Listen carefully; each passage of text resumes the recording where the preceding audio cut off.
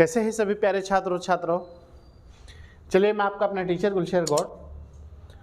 आज मैं आप लोगों के लिए जनरल हिंदी का टेस्ट लेकर आया हूँ। टॉप 20 क्वेश्चन जो आप कोई भी जिसमें एग्ज़ाम में हिंदी आती है, चाहे आप वो उत्तराखंड का एग्ज़ाम दीजिएगा, स्टेट का, यूपी स्टेट का एग्ज़ाम दीजिएगा जिनमें हिंदी आती है, टेट का दीजिएगा, सी टेट का दीजिएगा, केवीएस का दीजिएगा, कुल मिला के बात यह है जिस एग्ज़ाम में हिंदी आती है।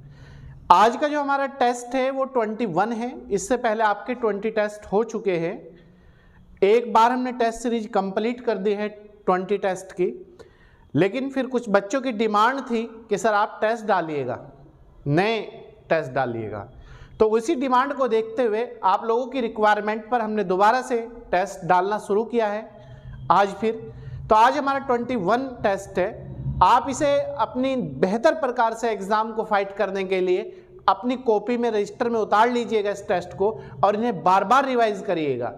आप देखना, अगर आपका 20 नंबर का या 30 नंबर का एग्ज़ाम में हिंदी आती है तो आपको वहीं से सब कुछ मिल जाएगा। तो आप बहुत अच्छी तरीके से तैयारी करने के लिए हमारे साथ जुड़े। विनायस कैंपस की पूरी टीम आप लोगों की सेवा में 24 घंटे कार्य कर रही है। आप लोगों की सेवा के लिए हम फेसबुक पर भी, विनायस कैंपस का फेसबुक पेज है, उस पेज को आप फॉलो कर लीजिएगा और प्रतिदिन आपको लिए उस पर पोस्ट छोड़ी जाती है। आप लोगों के लिए मोटिवेशनल वीडियो डाली जाती है। आप लोग ट्विटर पे, इंस्टा पे, स्नैपचैट पे और यूट्यूब पे, हर जगह विनायस कैंपस की टीम आपके लिए काम कर रही है। हर जगह आपको मैटर उपलब्ध कराया जाएगा। आप निश्चित होकर हमारे साथ जुड़े। चलिए आइए देखते हैं सामान्य हिंदी और टेस्ट नंबर 21। पहला क्वेश्चन है हमारा, निम्न में कौन सा शब्द फारसी नहीं है? कौन सा शब्द फारसी नहीं है? ए ऑप्शन हक, मतलब कह नहीं देते किसी का हक। खामोश, चुप रहो, खामोश। चिराग, लाइट का जल जाना, दिए का जल जाना, रोशनी का हो जाना। कबूतर। बताइए इनमें कौन सा ऐसा शब्द है जो फारसी नहीं है? इनमें एकमात्र ऐसा जो शब्द है वो है हक। बाकी ये तीनों फारसी शब्द है। खामोश भी फारसी है, चिराग भी फारसी है और कबूतर भी फारसी है। क्लियर है? इसके बाद क्वेश्चन नंबर 2, भाववाचक संज्ञा कितने प्रकार के शब्दों से मिलकर बनती है? भाववाचक जो संज्ञा है उसका जो निर्माण होता है वो कितने प्रकार के शब्दों से मिलकर होता है? 3 प्रकार से, 4 प्रकार से या फिर 8 प्रकार से? बताइए, भाववाचक संज्ञा का निर्माण कितने प्रकार के शब्दों से मिलकर किया जाता है? इसका जो निर्माण होता है वो 4 प्रकार के शब्दों से मिलकर होता है। Most very very important all competitive exam. प्रश्न नंबर 3, निम्न में कौन सा शब्द पुल्लिंग है? कौन सा ऐसा शब्द है जो पुल्लिंग है, स्त्रीलिंग नहीं है? बाकी 3 शब्द स्त्रीलिंग होंगे और एक इसमें पुल्लिंग है। वो कौन सा शब्द है वही हमें छांटना है। बिल्कुल एग्जाम के टाइप का हमने टेस्ट बनाया है, जिस तरीके से एग्जाम में क्वेश्चन आते हैं। विदुर, वर्षा, रात या फिर दीमक। बताइए कौन सा शब्द पुल्लिंग है? इसमें जो है दीमक स्त्रीलिंग है, रात भी स्त्रीलिंग है, वर्षा भी स्त्रीलिंग है, जबकि जो विदुर है वह आपका पुल्लिंग शब्द में जाता है हमेशा। विदुर जो है पुल्लिंग शब्द में जाता है। क्लियर है? क्वेश्चन नंबर 4, समानाधिकरण। समानाधिकरण किस अव्यय का भेद है? समानाधिकरण जो शब्द है वो किस अव्यय का भेद है? किस अव्यय में उसका प्रयोग किया जाता है? संबंध बोधक, जहां पर रिलेशन दर्शाया जाता है। क्रिया बोधक, जहां पर एक्टिविटी होती है। समुच्चय बोधक। बताइए समानाधिकरण जो है किस अव्यय का भेद है? ये जो है समानाधिकरण समुच्चय बोधक जो अव्यय है उसका भेद है। क्लियर है? क्वेश्चन नंबर 5, किसी वाक्य में प्रयुक्त शब्दों में परस्पर सामंजस्य, सामंजस्य का मतलब है तालमेल, कंप्रोमाइज, एक दूसरे से मिल जाना, सामंजस्य को क्या कहते हैं? अगर किसी वाक्य में प्रयुक्त शब्दों में परस्पर सामंजस्य है या तालमेल है या कंप्रोमाइज है तो उसे क्या कहते हैं? पदक्रम, अन्वय, उद्देश्य या फिर विधेय, बताइए उसे क्या कहते हैं? वेरी गुड, इसे कहते हैं अन्वय। बी आंसर हो जाएगा हमारा अन्वय। क्लियर है? इसके बाद क्वेश्चन नंबर हमारा 6 है, जो ही मैंने दरवाजा खोला वह आ गया, वाक्य कैसा है? तो ये जो वाक्य है, जो ही मैंने दरवाजा खोला वह आ गया, 3 चीजों का इसमें प्रयोग हुआ है। जो ही मैंने, 1 दरवाजा खोला, 2 वह आ गया। तो इसमें ये कैसा वाक्य है? संयुक्त वाक्य है, मिश्र वाक्य है या फिर सरल वाक्य है? बताइए।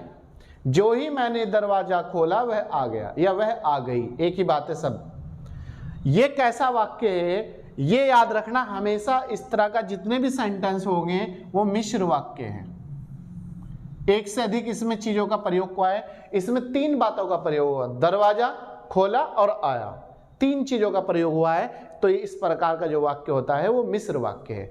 आप इसकी डिटेल हिंदी में पढ़ लीजिएगा। हिंदी की जो मैंने क्लास ले रखी है उसमें आपको मैंने कौन सा संयुक्त वाक्य है, कौन सा मिश्र वाक्य है, कौन सा संबंध बोधक वाक्य है, अलग अलग डिटेल में पढ़ाया हुआ है। आप एक बार, मेरी रिक्वेस्ट है, आप वहां से जाके डिटेल को पढ़ें और उसके बाद आपको सब क्लियर हो जाएगी कि क्वेश्चन किस तरीके से बनता है एग्जाम में। क्वेश्चन नंबर 7, सूक्ष्म का विलोम शब्द क्या होगा? जो सूक्ष्म है उसका विलोम शब्द क्या होगा? स्थूल, निश्चित या अदृश्य? बताइए, सूक्ष्म का विलोम शब्द क्या होगा? स्थूल होगा, निश्चित होगा या फिर अदृश्य होगा? बताइए। सूक्ष्म जो है इसका जो विलोम शब्द होता है वो होता है स्थूल। सूक्ष्म छोटा, स्थूल बड़ा। क्वेश्चन नंबर 8, मन सागर, मन लहरी, बूढ़े बहे अनेक, पंक्ति में अलंकार है। मन सागर, मन लहरी, बूढ़े बहे अनेक, इस पंक्ति में अलंकार है। यमक अलंकार, श्लेष अलंकार या फिर रूपक अलंकार? बताइए। वेरी गुड, इस पंक्ति में जो अलंकार है वो है रूपक अलंकार। कौन सा अलंकार है? रूपक अलंकार। क्लियर है? तो याद रखना, मन सागर, मन लहरी, बूढ़े बहे अनेक, इसमें से तीनों भी रख सकता है, एक भी रख सकता है। मन सागर में कौन सा अलंकार है? तो इसमें रूपक अलंकार है। रूप बदला हुआ निश्चित दिखाई देता है, रूप बदल के दिखाया गया है। क्वेश्चन नंबर 9, प्राची का पर्यायवाची क्या होगा? जो प्राची शब्द है इसका पर्यायवाची क्या होगा? नवीन, पूर्व या फिर प्रकृत? बताइए, प्राची का विलोम शब्द क्या होगा? सॉरी, पर्यायवाची शब्द क्या होगा? प्राची का जो पर्यायवाची होगा वो होगा आपका नवीन। नवीन मतलब नया। क्वेश्चन नंबर 10, अविकल, अविकल का शाब्दिक अर्थ क्या है? अविकल जो है इसका शाब्दिक अर्थ क्या होता है? बहना, हुबरहू, मतलब हुबरहू कह देते, बिल्कुल हुबरहू है, जैसा वो था ऐसा ही है, बिल्कुल एक समान, इक्वल। ठीक है, ये सब इसी की बात है। निरंतर चलने वाला, निरंतर मतलब लगातार चलने वाला। जिस तरीके से लगातार पानी बहता रहता है झरनों से, नहरों से, तालाबों से, कुओं से और आपका समुद्र से, उसे कहते हैं निरंतर चलने वाला या किसी पथ पर चलने वाला। डी है नन ऑफ दीज, कोई नहीं, नन ऑफ दीज। अविकल का शाब्दिक अर्थ क्या होगा? वेरी गुड, बताइए। इसका जो शाब्दिक अर्थ होगा वो होगा हुबरहू, जैसा था वैसा ही, समान, इक्वल, बराबर, एक जैसा। क्लियर है? इसके बाद नेक्स्ट क्वेश्चन है हमारा, 11 क्वेश्चन है हमारा देवनागरी लिपि में, और हमारी देवनागरी लिपि कौन सी है? हिंदी में सुधारों का आरंभिक प्रयत्न किसने किया था? मतलब सुधार का जो पहली बार प्रयास किया था या शुरुआत की थी या प्रयत्न किया था देवनागरी लिपि हिंदी में, वो किसने किया था? कौन सा ऐसा व्यक्ति था जिसने पहली बार सुधारों का इसमें प्रयास किया था या प्रयत्न किया था? राजा राम मोहन राय, राजा राम शॉर्ट में कर दिया मैंने। एमजी रनाडे, एमजी की फुल फॉर्म है महादेव गोविंद रनाडे। बाल गंगाधर तिलक, डी है गांधी जी। बताइए देवनागरी लिपि में सुधारों का आरंभिक प्रयत्न किसने किया था? प्रयास किसने किया था? यह किया था महादेव गोविंद रनाडे ने। एमजी रनाडे ने शॉर्ट में कहते हैं, ठीक है। क्वेश्चन नंबर 12, करणवाचक क्रिया विशेषण में किस प्रकार के विराम चिन्ह का प्रयोग होता है? करणवाचक जो क्रिया है विशेषण में किस प्रकार के विराम चिन्ह का प्रयोग किया जाता है? अर्धविराम, अर्धविराम चिन्ह का, योजक चिन्ह का, विवरण चिन्ह का, या फिर उपविराम का? बताइए करणवाचक क्रिया विशेषण में किस प्रकार के विराम चिन्ह का प्रयोग होता है? इसमें होता है अर्धविराम का प्रयोग, याद रखना, अर्धविराम। करणवाचक क्रिया विशेषण में अर्धविराम का प्रयोग होता है हमेशा। क्वेश्चन नंबर 13, हिंदी की स्पर्श व्यंजन, घोष, आपने पढ़ा है घोष अघोष, अगर नहीं पढ़ा है तो टॉपिक मैंने हिंदी में जो क्लास है उसमें करवा रखा है, आप वहां से जाके देख लीजिए। महाप्राण, दंते व्यंजन, व्यंजन ध्वनि है, मतलब स्पर्श व्यंजन भी है, वो घोष भी है, महाप्राण भी है, दंते भी है, और व्यंजन ध्वनि का भी भाग है। कौन सा एक ऐसा इसमें शब्द है? भ से भगत, थ से थर्मस, ह से हल, डी है कोई नहीं, नन ऑफ दीज। बताइए ऐसा कौन सा इसमें एक व्यंजन है जो व्यंजन ध्वनि का भी है, दंत भी है, महाप्राण भी है, घोष भी है और स्पर्श भी है, इन सब से अटैच होता है। यह है आपका एकमात्र थर्मस। क्लियर है? क्वेश्चन नंबर 14, मक्खन शब्द, जो मक्खन शब्द है का तत्सम क्या है? जो मक्खन शब्द है इसका तत्सम क्या है, क्या होगा? माखन, ए ऑप्शन है माखन, बी है माक्षण, सी है मक्षम, डी है मंथज या माक्षण, दोनों, मतलब मंथज भी और माक्षण भी। मक्खन जो शब्द है इसके दो तत्सम है, एक तो है मंथज और एक है माक्षण, तो आंसर हो जाएगा हमारा डी। अगर ऑप्शन में मंथज हो तो मंथज कर लीजिएगा और माक्षण हो तो माक्षण कर लीजिएगा। जैसे ये है माक्षण दिया मैंने यहाँ, तो अगर नन ऑफ दीज ऑप्शन होता तो नन ऑफ दीज नहीं जाता, फिर माक्षण चला जाता। और अगर ऐसे है मंथज या माक्षण तो आप डी आंसर करें, जब जाके आपको नंबर मिलेगा। क्लियर है? क्वेश्चन नंबर 15, शुद्ध वर्तनी का चयन कीजिए। शुद्ध वर्तनी का चयन कीजिए। अध्येता, अध्येता, बी अध्यात, सी अधियेता। बताइए शुद्ध वर्तनी कौन सी है इसमें? अधियेता है, अध्यात है या अध्येता है? इसमें जो शुद्ध वर्तनी है, जो शुद्ध लिखा गया है सही, वो है अध्येता, तो ए आंसर हो जाएगा हमारा इसमें अध्येता। अदधा यह पे की मात्रा ता, अध्येता। अध्यात ये गलत है, ये भी गलत है, ये भी गलत है और ये भी गलत है। क्लियर है? इसके बाद क्वेश्चन नंबर 16, निम्न में कौन सा शेखर जोशी का शब्द चित्र संग्रह है? कौन सा ऐसी पंक्ति है उनकी जो चित्र संग्रह का रूप है या जिसे चित्र संग्रह की संज्ञा दी गई है? मेरी जीवन यात्रा, बी एक पेड़ की याद, सी है लाल हवेली, डी है नन ऑफ दीज कोई नहीं। बताइए कौन सा ऐसा शेखर जोशी का शब्द है जो चित्र संग्रह है? इसमें जो चित्र संग्रह का उदाहरण है वो है एक पेड़ की याद। और एक पेड़ की याद क्या है? चित्र संग्रह। किसका है? शेखर जोशी का। 3 आंसर बनते हैं यहां से एग्जाम में। क्लियर है? इसके बाद क्वेश्चन नंबर 17, नीलांबरा। जो नीलांबरा है ये एक रचना है। तो मैंने यहां क्वेश्चन जो डाला है ये पूछा है आपसे कि नीलांबरा जो रचना है वो इसके लेखक कौन है, इसके संपादक कौन है, इसके कवि कौन है। सब एक ही बात होती है। महादेवी वर्मा, पंत जी, सुमित्रा नंदन पंत जी पूरा नाम है, लीलाधर जगूड़ी। बताइए नीलांबरा जो रचना है इसके लेखक या इसके राइटर कौन है? इसके जो लेखक है या राइटर है वो है महादेवी वर्मा। नीलांबरा। क्लियर है? मोस्ट इंपोर्टेंट में डाल दीजिएगा आप लोग।